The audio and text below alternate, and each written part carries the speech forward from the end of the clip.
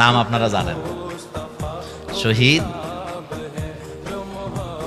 না মতিউর রহমান নিজামী।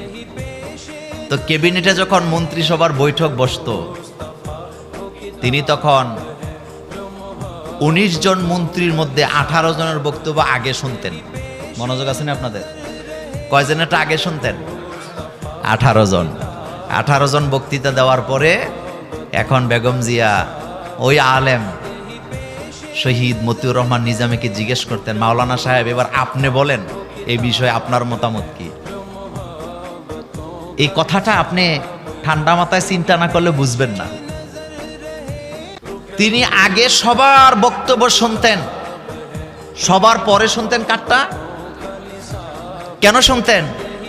কারণ তিনি শুনে সিদ্ধান্ত নিতে তার জন্য সহজ হইতো, এবং ম্যাক্সিমাম ক্ষেত্রে তিনি সিদ্ধান্ত সেটাই নিতেন শহীদ মতিউর রহমান নিজামী আলেম হিসাবে যেটা সর্বশেষ বলতেন।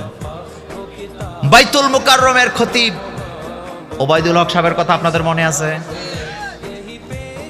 বাগা খতিব ছিল, সুবহানাল্লাহ। কি খতিব ছিল? বাতিলের সামনে কখনো মাথা নত। এখন যেটা আছে এটাও বাগা। বক্তব্য শুনবেন আপনারা। আব্দুল মালেক হাফিজাহুল্লাহ চমৎকার কথা বলেন, বাতিলের বিরুদ্ধে হুঙ্কার আছে না নাই? কয়দিন আগে কি চমৎকার করে বাইতুল মুকাররমে দাঁড়িয়ে বলেছেন যে বঙ্গবন্ধুর খুনিদেরকে যদি বিদেশ থেকে ধরে এনে বিচার করা যায়, হাদির হত্যাকারীদেরকে অবশ্যই ভারত থেকে শিকল দিয়ে টেনে এনে বিচার করা যাবে।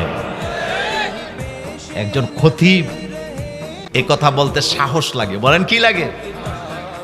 তো ওবায়দুল হক সাহেব যখন খতিব ছিলেন, তিনি আমেরিকাকে